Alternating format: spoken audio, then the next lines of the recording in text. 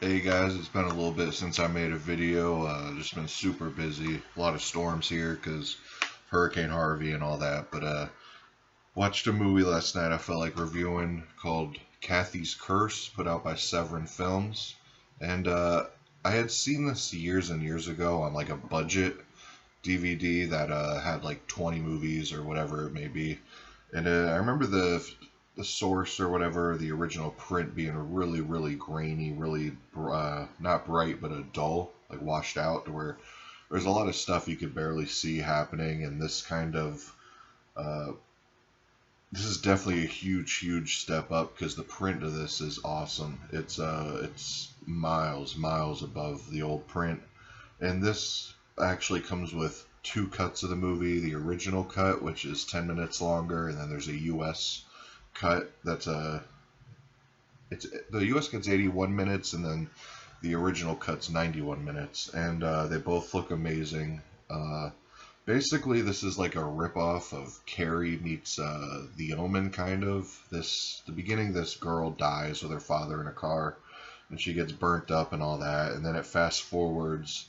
I think it's like 16 years later or something, or 15 years, and there's a new girl and her family are moving into this big house that the original Kathy, or the girl from the beginning, that she lived in, and slowly she starts kind of getting possessed by the curse of Kathy, and just weird stuff. There's like a lot of Omen type stuff happening. Like there's I can't remember the type of dog it is, but they're in the Omen too.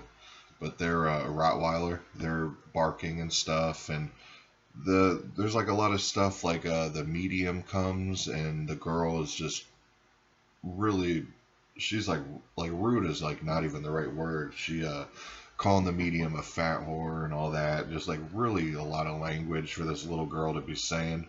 And there's like a groundskeeper guy, an old man, and he comes over to watch Kathy for a little bit, and all of a sudden she's getting him like crazy drunk, and they're yelling cuss words at because the medium comes back to talk to the mother.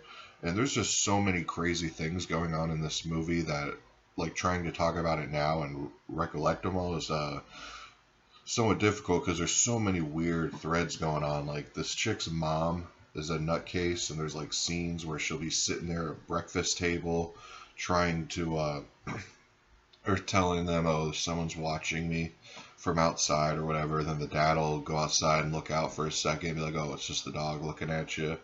And then she gets locked up, and then you see nothing with her being locked up in the nut house, and then she's free, and people don't believe her that the daughter is getting possessed and all that. Meanwhile, this Kathy goes up into the attic, and she finds a doll with like stitches all on the eyes and stuff, and all of a sudden this doll's like floating around, and out of nowhere she has like telekinesis abilities, and she can make stuff fly and float and break stuff with her mind and stuff. And it's there's a lot of weird stuff going on, but it's an entertaining movie. It went by pretty quick. It's not one of my favorite movies I've seen, and it's definitely not one of my favorite movies Severin put out, but I still think it should be in everybody's collection. I mean, I wanted to say one more thing about this movie that I noticed at multiple times watching this is, if you watch like The Conjuring before this, it seems like James Wan took a lot of inspiration from this because the house looks just like it. I mean, everybody looks like they just stepped out of The Conjuring, and I know he was doing that 70s vibe in his movies, but in all seriousness, like, if you would have made this like more like serious and more sinister scary and not as hokey, this could have been like a 70s version of The Conjuring. Because yeah, like multiple times throughout it, The Conjuring kept popping up in my mind. But definitely pick this up if you've never seen it. I mean, it's not that expensive. Severin did an awesome job with the transfer. It has, like I said, has two cuts of the movie: interview with the director, interview with the girl who played Kathy, and the mother. There's commentaries by some critic, and then filmmaker Simon Barrett, who wrote Blair Witch, and he wrote, The Guest and You're Next and stuff. So it's cool to have a commentary by him. I haven't checked him out, but definitely will.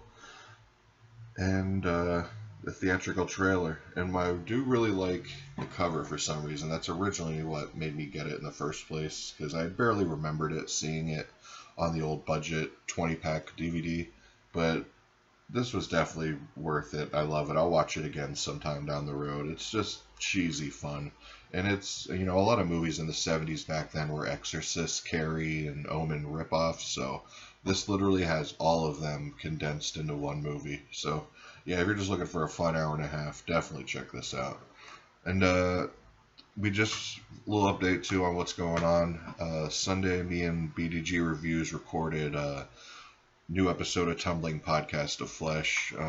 We reviewed movie Strangeland and 31, kind of going with like a heavy metal director theme. And this Sunday coming up, we're recording an episode on Salem's Lot, because September we're doing our Stephen King month. So the first month we're doing Salem's Lot, and the second month we're going to be reviewing It, and then we're going to go to the theaters and see the remake of It, which movie of the year for sure. Super excited for. But yeah, other than that, just business as usual. Post 2 or 3 videos a week. Keep the podcast going. But I'll link that below to this video too for the podcast, people interested in that. And anyways, guys, peace.